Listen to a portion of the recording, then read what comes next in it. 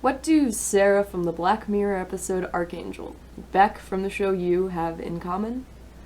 Well, they're both women. They're both viewed as innocent and in need of protection by some people.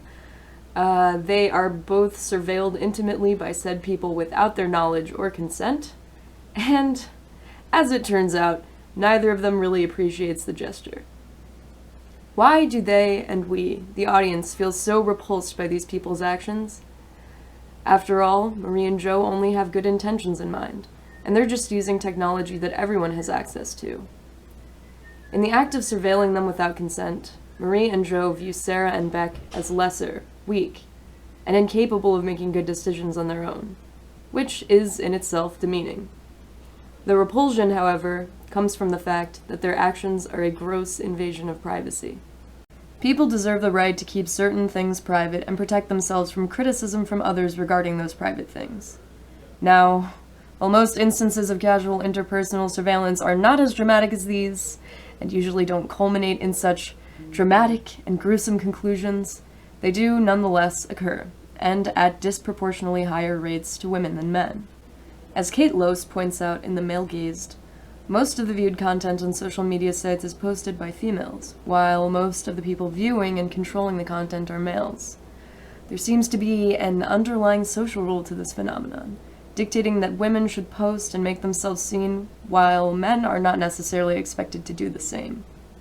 This imbalance creates a gap in power between the genders, where women are vulnerable to unwarranted critique and harassment by their male counterparts online. Even if someone is selective and careful about what they share, it is always possible for someone with ill intent to find out more than what that person has disclosed. And, as Ashley Judd describes in her TED Talk, baseless harassment online still elicits intense stress responses in the body. Simply being a female with a non-anonymous presence online opens up a realm of possible attacks and general vulnerability. With fear and vulnerability comes defensiveness, and perhaps even erratic hostility to whatever the sufferer perceives to be their attacker. In this sensitive state, it is easy to understand why some women would feel a strong distrust for men and would be more vocal about actions which they consider harassment. Conversely, men are now increasingly aware that what they say and do to or around women is put under a microscope of sorts. Regardless of their intent, the pressures of this ongoing controversy are being factored into how their behaviors are interpreted, both online and in person.